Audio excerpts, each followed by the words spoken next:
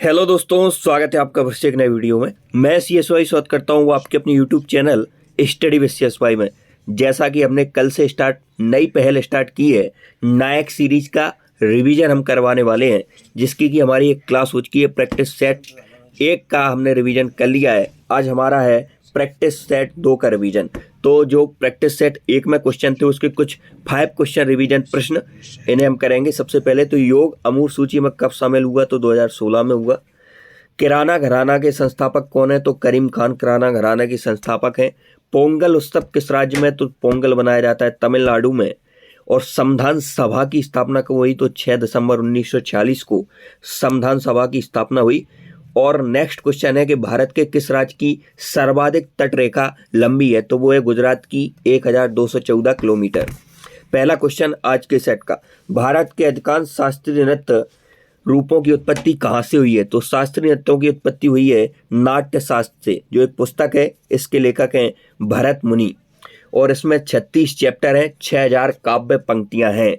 Politics से संबंधित है आपका अर्थशास्त्र और सबसे पुराना वेद आपका ऋग्वेद है। जादू टोना से संबंधित आपका कौन सा है? तो वो अथर्ववेद है।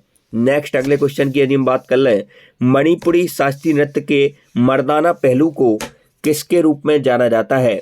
तो वो जाना जाता है चोलोम के रूप में। चोलोम, मणिपुरी शास्त्रीय नृत्य के मर्दाना पहलू को चोलोम के रूप में जाना जाता है। नेक्स्ट यदि हम बात कर लें तो है राधा कृष्ण के प्रेम प्रसंग से कौन सा नृत्य संबंधित है? SSC GD 2024 एग्जाम में पूछा गया क्वेश्चन है कि राधा कृष्ण के प्रेम प्रसंग से कौन सा शास्त्रीय संबंध रखता है? तो वो है मणिपुरी नृत्य। इसके यदि हम कलाकारों की बात कर लें, फेमस कलाकार कौन कौन से हैं? तो झाबेरी बहनें, बहुत इंपॉर्टेंट नाम है झाबेरी बहनें। 4 बहनें हैं, दर्शना, नयना, रंजना और सुवर्णा। यह चारों झाबेरी बहनें किससे संबंधित हैं? मणिपुरी नृत्य से संबंधित हैं। एक और इंपॉर्टेंट नाम गुरु विपिन कुमार सिंह और गुरु नल सिंह, गुरु अमली सिंह। इन सभी का संबंध किससे है? मणिपुरी नृत्य से है। अगले क्वेश्चन की यदि हम बात कर लें तो छऊ लोक नृत्य की कितनी प्रमुख शैलियां हैं? छऊ लोक नृत्य की कितनी प्रमुख शैलियां हैं? तो 3 प्रमुख शैलियां हैं छऊ की। एक है सरावकेला छऊ, एक है मयूरभंज छऊ और एक है पुरुलिया छऊ। जो सरावकेला छऊ है वह झारखंड में प्रसिद्ध है, मयूरभंज उड़ीसा में है और पश्चिम बंगाल में पुरुलिया छऊ फेमस है। यदि हम संगीत नाटक अकादमी की बात कर लें तो 1953 में इसकी स्थापना हुई थी। हेडक्वार्टर संगीत नाटक अकादमी का दिल्ली में स्थित है। इसने 8 क्लासिकल शास्त्रीय नृत्य माने हुए हैं। अगले क्वेश्चन की यदि हम बात कर लें तो द अनफॉरगेटेबल्स किस गजल गायक के अर्थशास्त्रीय संगीत का संग्रह था? तो ये था जगजीत सिंह का। यह गजल गायक थे, इन्हें पद्म भूषण मिला था 2003 में। इनका एक फेमस गीत है चिट्ठी ना कोई संदेश, एक कौन सा देश। नेक्स्ट अगले क्वेश्चन की यदि बात कर लें, दीपिका रेड्डी का संबंध निम्नलिखित में से किस शास्त्रीय नृत्य से है? दीपिका रेड्डी, तो दीपिका रेड्डी का संबंध है कुचिपुड़ी नृत्य से। और कुचिपुड़ी कहाँ का है? तो ये आंध्र प्रदेश का नृत्य है। कच्चीपुड़ी अंधा व्यक्ति, इस प्रकार से आप याद रख सकते हैं। कुचिपुड़ी कहाँ का है? आंध्र प्रदेश का है। नेक्स्ट यदि हम अगले क्वेश्चन की बात कर लें तो अगला क्वेश्चन है, भारत ने दूसरी बार एशियाई खेलों का आयोजन किस वर्ष में किया? तो 1982 में किया दूसरी बार। 1982 में एशियाई खेलों का आयोजन भारत में हुआ था। यदि हम एशियन गेम्स की बात कर लें तो पहली बार आयोजन इनका हुआ था 1951 में, यह भी नई दिल्ली में हुआ था। इसके बाद उद्घाटन किया था इसका उस समय डॉक्टर राजेंद्र प्रसाद ने। और इसके बाद दूसरी बार जो भारत का दूसरा एशियन गेम्स है 1954 में हुआ था, मनीला फिलीपींस में हुआ था। उसके बाद भारत में सेकंड एशियन गेम्स 1982 में होते हैं। नेक्स्ट अगले क्वेश्चन की यदि हम बात कर लें, फुटबॉल विश्व कप का प्रारंभ किस वर्ष में हुआ था? तो फुटबॉल विश्व कप का प्रारंभ हुआ था 1930 में, 1930 में। 1930 में इसका आयोजन हुआ था। आयोजन कहाँ हुआ था? उरुग्वे में हुआ था। विजेता भी उरुग्वे रहा था और उप विजेता कौन था? अर्जेंटीना था। फीफा की यदि हम बात कर लें तो इसकी स्थापना 1904 में होती है। फीफा की स्थापना कब होती है? 1904 में होती है, पेरिस फ्रांस में। और फीफा का मुख्यालय है ज्यूरिख स्विट्जरलैंड में। अगले क्वेश्चन की यदि हम बात कर लें, प्रथम राष्ट्रमंडल खेलों का आयोजन निम्नलिखित में से किस वर्ष में किया गया था? तो प्रथम राष्ट्रमंडल खेलों का आयोजन किया गया था 1930 में, 1930 में। कब किया गया था? 1930 में, और हेमिल्टन कनाडा में यह आयोजन किया गया था। 2030 में हेमिल्टन में होगा। नेक्स्ट अगले क्वेश्चन की यदि हम बात कर लें, नरेंद्र मोदी ए पॉलिटिकल बायोग्राफी किसके द्वारा लिखी गई है? तो एंडी मैरिनो के द्वारा नरेंद्र मोदी ए पॉलिटिकल बायोग्राफी लिखी गई है।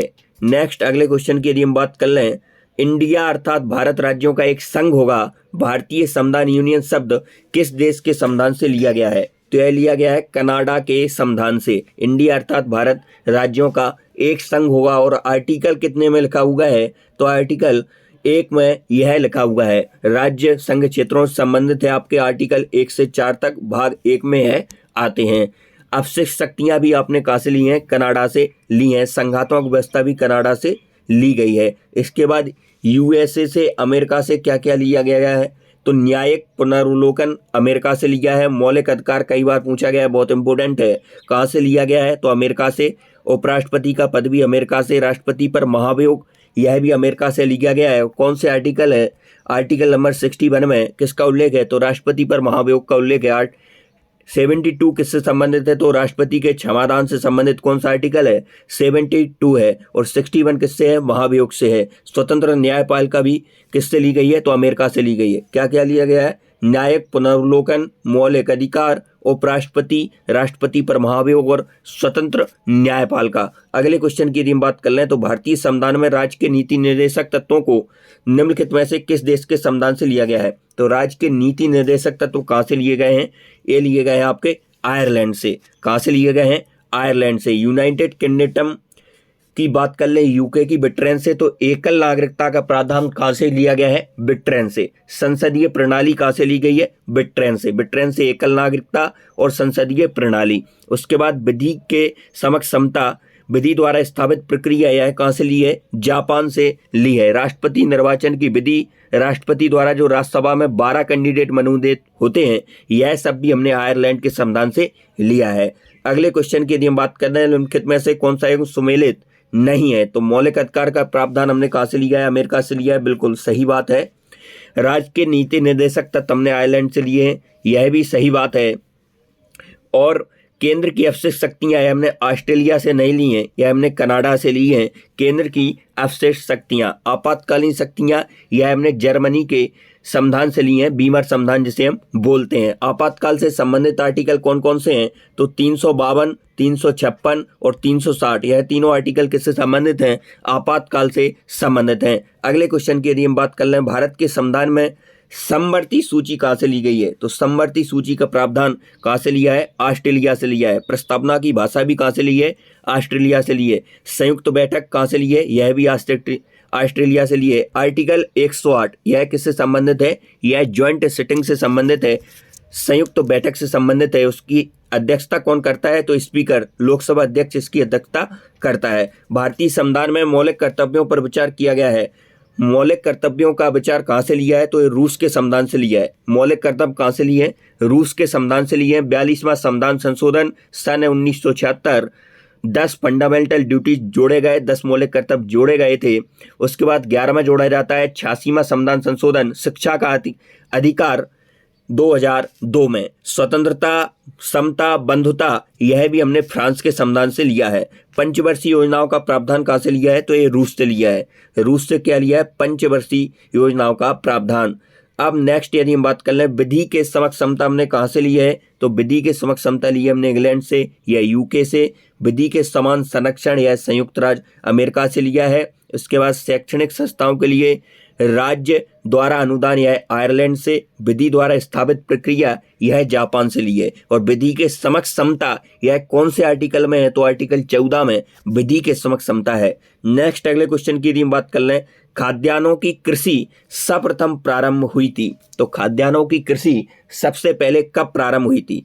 तो यह हुई थी नवपाषाण काल में। नवपाषाण काल में सर्वप्रथम खाद्यान्नों की कृषि प्रारंभ हुई थी। यदि आपसे पूछे कि आग की खोज किस काल में हुई थी? तो आग की खोज हुई थी पुरापाषाण काल में। यदि आपसे पूछ लेता है पहिए का आविष्कार किस काल में हुआ था? तो पहिए का आविष्कार भी आपका नवपाषाण काल में हुआ था। अगले क्वेश्चन की यदि हम बात कर लें, इनाम गांव भारत के किस राज्य में स्थित है? तो इनाम गांव है आपका महाराष्ट्र में। इनाम गांव कहाँ है? महाराष्ट्र में स्थित है। इसके बाद कायथा एमपी में है, दायमाबाग महाराष्ट्र में है, सूरकोटदा गुजरात में है। सूरकोटदा कहाँ पर है? गुजरात में स्थित है। अगले क्वेश्चन की यदि हम बात कर रहे हैं, हड़प्पा सभ्यता के निम्नलिखित में से किस स्थान से जल संरक्षण के साक्ष्य मिले हैं?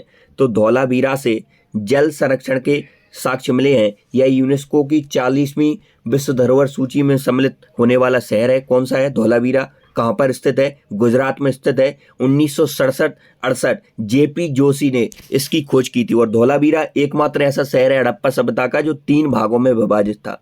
3 भागों में विभाजित कौन सा शहर था? धौलावीरा था। 40वीं यूनेस्को विश्व धरोहर सूची में शामिल है और गुजरात में स्थित है।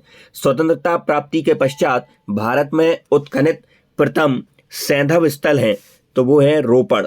रोपड़ स्वतंत्रता प्राप्ति के बाद खोजा गया स्थान है। और रोपड़ कहाँ पर स्थित है? तो रोपड़ आपका पंजाब में स्थित है। कालीबंगा राजस्थान में है, बनवाली हरियाणा में है, उसके बाद लोथल गुजरात में है। नेक्स्ट अगले क्वेश्चन की यदि हम बात कर लें, सूची फर्स्ट को सूची 2 से मिलान करना है आपको।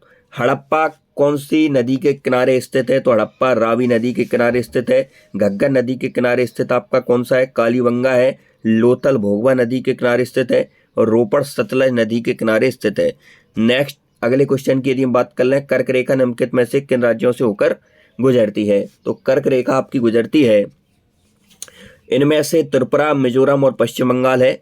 मित्र पर गमछी झारे इस प्रकार की ट्रिक रहती है। मिजोरम, त्रिपुरा, पश्चिम बंगाल, राजस्थान, गुजरात, छत्तीसगढ़, मध्य प्रदेश, झारखंड, ये इन राज्यों से आपकी कर्क रेखा, कुल टोटल 8 राज्यों से कर्क रेखा गुजरती है। कर्क रेखा का दूसरा नाम है उत्तरी रेखा। कर्क रेखा के सबसे नज़दीक शहर कौन सा है? तो रांची है। रांची झारखंड की राजधानी है, वो सबसे नज़दीक है। उसके बाद जबलपुर है एमपी का। उसके बाद नेक्स्ट अगले क्वेश्चन की यदि बात कर लें, निम्नलिखित में से कौन सा एक स्थान भारतीय मानक समय यामोत्तर के सबसे नज़दीक स्थित है? तो जो यामोत्तर रेखा है भारतीय समय रेखा, वो मिर्जापुर ऐसा स्थान है जो इसके सबसे नज़दीक है। निम्नलिखित में से कौन सा एक राज्य भारत की 7 बहनों में सम्मिलित नहीं है? 7 सिस्टर। तो इसमें आपका सिक्किम नहीं है, बाकी अरुणाचल प्रदेश है, असम है, मेघालय है। 7 बहनों में सम्मिलित नहीं है। 7 बहनें नाम 1972 में ज्योति प्रसाद सैकिया ने दिया था। 7 बहनों में सबसे बड़ा एरिया है अरुणाचल प्रदेश का और सबसे छोटा एरिया है त्रिपुरा का। 7 बहनों में सबसे प्रमुख है मणिपुर, नागालैंड, मिजोरम, त्रिपुरा और मेघालय, अरुणाचल प्रदेश और असम। यह 7 राज्य 7 बहनें कहलाते हैं। निम्नलिखित राज्यों में से कौन द्विभाषी राज्य नहीं है, जहाँ पर 2 भाषा नहीं बोली जाती हैं? सिक्किम में 2 बोली जाती हैं, गोरखा और इंग्लिश, कोन्याक और अंगामी इंग्लिश। यह नागालैंड में, नागालैंड की राज्य की भाषा इंग्लिश है। त्रिपुरा कोकबरोक और बंगाली, लेकिन कर्नाटक में केवल कन्नड़ बोली जाती है। अगले क्वेश्चन की यदि हम बात कर लें, भारत के संदर्भ में निम्नलिखित कथनों में से कौन सा सही है? तो भारत विश्व का सबसे छठा बड़ा देश है, नहीं है। भारत क्षेत्रफल की दृष्टि से 7वां है और जनसंख्या की दृष्टि से दूसरा है। संसार का लगभग 2.4% क्षेत्र भारत के अंतर्गत आता है, यह बिल्कुल सही है। कर्क रेखा देश के बीच से गुजरती है जो अक्षांशीय विस्तार को 2 बराबर भागों में बांटती है, यह भी आपका सही हो जाएगा। तो ऑप्शन 2 और 3 सही है। किस पंचवर्षीय योजना ने ज्यादा तेज धारणी और समावेशी समवर्ती पर जोर दिया था? तो वो थी आपकी 12वीं पंचवर्षीय योजना। अगले क्वेश्चन की यदि हम बात कर लें, अनवरत योजना भारत में लागू की गई थी। 1978 से 1979 का काल अनवरत योजना का था। नेक्स्ट अगले क्वेश्चन की यदि हम बात कर लें, किस पंचवर्षीय योजना के दौरान खादी एवं ग्राम उद्योग आयोग का गठन किया गया था? तो यह किया गया था द्वितीय पंचवर्षीय योजना के दौरान। और द्वितीय पंचवर्षीय योजना का कार्यकाल था 56 से 61, 1956 से 1961। नेक्स्ट अगले क्वेश्चन की यदि हम बात कर लें, सूची 1 को सूची 2 से मिलान करना है। प्रथम पंचवर्षीय योजना किस मॉडल पर? हेरर डोमेट मॉडल पर आधारित थी। द्वितीय महालनोबिस मॉडल पर आधारित थी। उसके बाद तृतीय पंचवर्षीय योजना एस चक्रवर्ती मॉडल और चतुर्थ अशोक रुद्र मॉडल पर आधारित थी। नेक्स्ट 30 नंबर क्वेश्चन, किस पंचवर्षीय योजना का मुख्य उद्देश्य गरीबी हटाओ रखा गया था?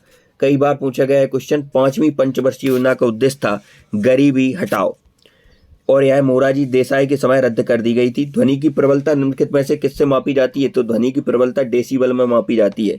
आवृत्ति हर्ट्ज होता है, वेग मीटर प्रति सेकंड में, तरंग दर एंगस्ट्रॉम में मापा जाता है। अगले क्वेश्चन की यदि हम बात कर लें तो इसमें आपको मात्रक से मिलान करना है। बल का मात्रक क्या होता है? तो बल का मात्रक क्या हो जाएगा आपका? बल का न्यूटन हो जाएगा। उसके बाद त्वरण का मीटर प्रति सेकंड हो जाएगा, उसके बाद कृत कार्य का जूल हो जाएगा, कार्य का आवेग का न्यूटन प्रति सेकंड होता है।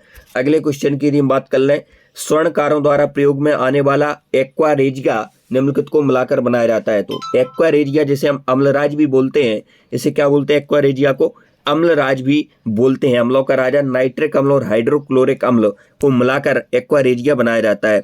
नाइट्रिक अम्ल HNO3 और HCl होता है आपका हाइड्रोक्लोरिक अम्ल। HNO3 की मात्रा रहती है 25% और 75% रहता है आपका HCl। अगले क्वेश्चन की यदि बात कर लें, दूध का औसत पीएच मान कितना होता है? तो 6.6 दूध का औसत पीएच मान होता है। नींबू का 2.2 से 2.4 होता है। कॉफी का 4.5 से 5.5 होता है। उसके बाद शुद्ध जल का 7 होता है, बहुत इंपॉर्टेंट है। रक्त का कई बार पूछा गया है, 7.4 होता है। समुद्री जल का 8.4 होता है। अगले क्वेश्चन की यदि बात कर लें, साइनोकोबाल्मिन है तो विटामिन B12 क्या है? साइनोकोबाल्मिन है। राइबोफ्लोविन विटामिन B2 है। B6 पायरिगॉक्सिन है। B1 थायमीन, B3 नाइसिन है। बायोटिन B7 है। फॉलिक अम्ल किसका है? विटामिन B9 का है। निम्नलिखित यौगिकों में से कौन सा सुमेलित नहीं है? तो आपको इस पर नहीं पर विशेष फोकस करना है। कभी कभी हम है समझकर उत्तर दे देते हैं। थायमीन से बेरी होता है, विटामिन B का नाम होता है थायमीन। विटामिन D सूखा रोग होता है जिसे रिकेट्स भी बोलते हैं। विटामिन K, इससे बांधपन नहीं होता। विटामिन K की कमी से रक्तपालता रोग होता है। पेलेग्रा किसकी कमी से? नियासिन विटामिन कमी से पेलेग्रा होता है। और जो वंध्यापन है यह विटामिन E की कमी से होता है। अगले क्वेश्चन की यदि हम बात कर लें, पूर्वोत्तर भारत के पहले नेचुरोपैथी हॉस्पिटल की नींव कहाँ रखी गई है? तो पहले नेचुरोपैथी हॉस्पिटल की नींव रखी गई है डिब्रूगढ़ में। कहाँ रखी गई है? डिब्रूगढ़। फर्स्ट क्लास क्रिकेट में सबसे तेज तहरा शतक लगाने वाले बल्लेबाज कौन बने हैं? तो तन्मय अग्रवाल फर्स्ट क्लास क्रिकेट में सबसे तेज तहरा शतक लगाने वाले बल्लेबाज बने हैं। नेक्स्ट है, 22 फरवरी 2024 को किस राज्य सरकार ने बैगलेस स्कूल पहल शुरू की है? तो मध्य प्रदेश सरकार ने बैगलेस स्कूल पहल शुरू की है 22 फरवरी 2024 को। किसान उदय योजना उत्तर प्रदेश की है। इसके बाद नेक्स्ट, सीएम सीखो कमाओ प्लान, यह भी मध्य प्रदेश का है। सीएम कल्याणी विवाह सहायता योजना, यह भी मध्य प्रदेश की है। नेक्स्ट, आज की क्लास का लास्ट क्वेश्चन, 2024 लोकसभा चुनाव के लिए शुभम गिल किस राज्य के स्टेट आइकन बने हैं? तो पंजाब के बने हैं आपके शुभमन गिल। पंजाब के लोकसभा चुनाव के जो स्टेट आइकन है वो कौन बने हैं? तो शुभम गिल बने हैं। तो आज की वीडियो में इतना ही, मिलते हैं नेक्स्ट वीडियो में। तब तक के लिए जय हिंद। चैनल को सब्सक्राइब करके जुड़ जाइए। निरंतर हम इस प्रकार की क्लासें अपलोड करते रहते हैं।